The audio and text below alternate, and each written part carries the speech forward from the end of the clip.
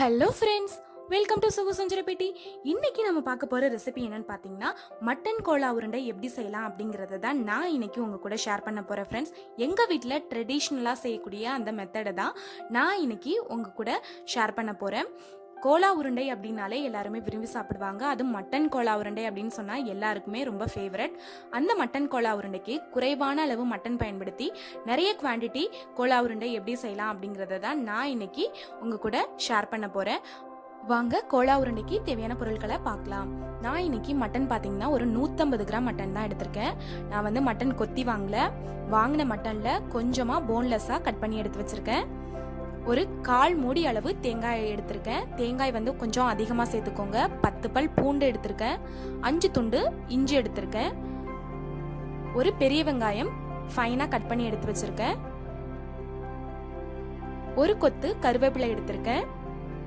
தேவையான அளவு கொத்தமல்லி, 1/2 டீஸ்பூன் மஞ்சள் தூள், 5 கிராம்பு எடுத்திருக்கேன். ஒரு 3 துண்டு பட்டை எடுத்திருக்கேன். 2 காஞ்ச மிளகாய், 1 டீஸ்பூன் கசகசா எடுத்திருக்கேன். 1 டீஸ்பூன் பெருஞ்சீரகம் எடுத்திருக்கேன். 1/4 கப் அளவு பொட்டுக்கடலையே நல்லா ஃபைனாக கிரைண்ட் பண்ணி எடுத்து வச்சிருக்கேன். இதை தான் நம்ம பைண்டிங்க்கு யூஸ் பண்ண போறோம். தேவையான அளவு உப்பு. இப்போ நம்ம ஃபர்ஸ்ட் மட்டனை நல்லா ஃபைன் பேஸ்டா கிரைண்ட் பண்ணி எடுத்துடலாம். நம்ம கோலா உருண்டைக்கு மட்டன் கொத்தி வாங்கினாலும் அரைக்க தான் போறோம். அதுக்கு நீங்க இது மாதிரியே நீங்க வந்து கோலா உருண்டைக்கு சின்ன சின்ன பீஸா எடுத்துக்கலாம். இப்போ இதை ஃபைன் பேஸ்டா அரைச்சிடலாம். இப்போ நான் மட்டனை நல்லா ஃபைன் பேஸ்டா அரைச்சிட்டேன். இப்போ இதுல நம்ம மற்ற எல்லா பொருட்களையும் சேர்த்து கிரைண்ட் பண்ணிக்கலாம். நம்ம எடுத்து வச்சிருக்க பட்டை, கிராம்பு, காஞ்ச மிளகாய், கசகசா, பெருஞ்சீரகத்தை இதுல சேர்த்துக்கலாம். 1/2 டீஸ்பூன் மஞ்சள் தூள் சேர்த்துக்கிறேன். கோலா உருண்டைக்கு தேங்காய் மட்டும் அதிகமாக சேர்த்துக்கோங்க.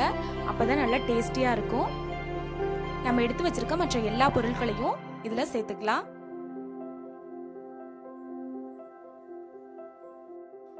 கோலா உருண்டைக்கு தேவையான அளவு உப்பு சேர்த்துக்கலாம். இப்போ இதை நல்லா ஃபைன் பேஸ்டா நல்லா கிரைண்ட் பண்ணி எடுத்துக்கலாம். இப்போ நல்லா ஃபைன் பேஸ்டா கிரைண்ட் பண்ணி எடுத்தாச்சு. இதை ஒரு பிளேட்டுக்கு நம்ம மாத்திடலாம். 150 கிராம் மட்டன் எடுத்ததுக்கு நம்மளுக்கு இவ்வளோ குவான்டிட்டி வந்திருக்குது. இதில் பைண்டிங்காக பொட்டுக்கடலை பவுடர் நான் 3 டேபிள் ஸ்பூன் அளவு சேர்த்துக்கிறேன்.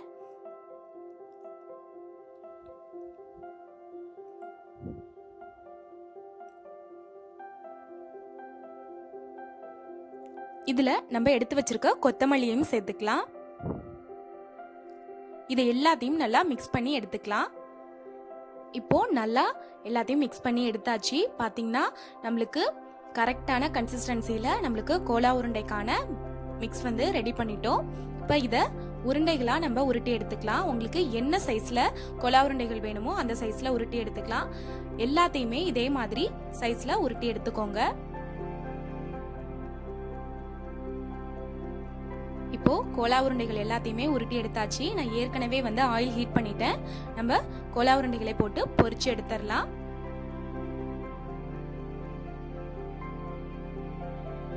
கோலா உருண்டை சேர்த்ததுமே கொஞ்சம் மீடியம் ஃப்ளேம்ல மாத்திக்கோங்க. அப்புறம் சீக்கிரமே செவந்துடும், உள்ள வந்து வேகாது. மீடியம் ஹீட்ல வேகும்போது நல்லா கரெக்டா ஒரே மாதிரியே எல்லா உருண்டைகளும் நல்லா வெந்து வரும். இப்போ இதை திருப்பி விட்டுறலாம்.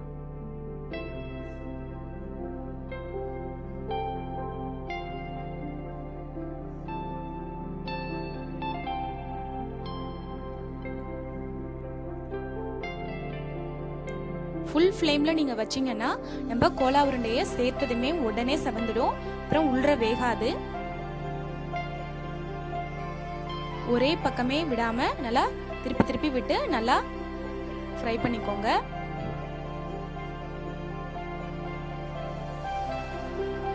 இப்போ கோலா உருண்டை நல்லா கோல்டன் ப்ரௌனா நம்மளுக்கு ரெடி ஆயிடுச்சு. இதை நம்ம ஒரு பிளேட்டுக்கு மாத்திடலாம். இதே மாதிரி நான் அடுத்த பேட்சையும் போட்டு எடுத்துக்கிறேன்.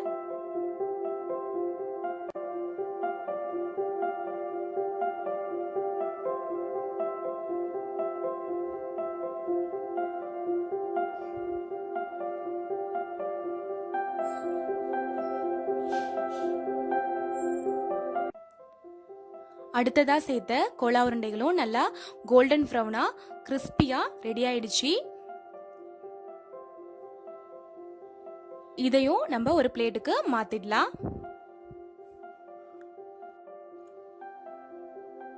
இன்னைக்கு பாத்தீங்கன்னா எங்க வீட்ல ட்ரெடிஷ்னலா செய்யக்கூடிய மெத்தட்ல கோலா உருண்டை ரெசிபி உங்க கூட ஷேர் பண்ணியிருக்கிற ஃப்ரெண்ட்ஸ். இந்த கோலா உருண்டை நல்லா கிறிஸ்பி அண்ட் சாஃப்டா சூப்பரா வந்திருக்குது. குறைவான அளவு மட்டன் யூஸ் பண்ணி அதிக அளவு குவான்டிட்டி எப்படி செய்யலாம் அப்படிங்கிறதையும் நான் உங்களுக்கு சொல்லியிருக்கிறேன். இதே மெத்தட்ல நீங்க செஞ்சு பாருங்க, டேஸ்ட் வந்து கொஞ்சம் கூட மாறாது. கோலா உருண்டை இன்னும் அதிக அளவு டேஸ்ட்ல இருக்கும். கோலா உருண்டையில நம்ம பொட்டுக்கடலை பவுடர் சேர்க்கும் போது நம்ம பைண்டிங்காக தான் சேர்க்கிறோம். அதனால நம்மளுக்கு உருட்டுறதுக்கு கரெக்டா வர அளவுக்கு நீங்க வந்து பொட்டுக்கடலை பவுடர் சேர்த்துக்கோங்க. அதிகமா சேர்த்துட்டீங்கன்னா ரொம்ப ஹார்டாயிடும், அப்புறம் சாஃப்டா இருக்காது. அப்பதான் நல்லா கிறிஸ்பியாவும் இருக்கும். நம்ம கோலா உருண்டைக்கு தேங்காய் வந்து கொஞ்சம் கூடுதலா சேர்த்தோம்னா சுவை வந்து ரொம்ப சூப்பரா இருக்கும். நீங்க கண்டிப்பா நான் சொன்ன அளவுகள் வந்து நீங்க பயன்படுத்தி கோலா உருண்டை செஞ்சு பாருங்க.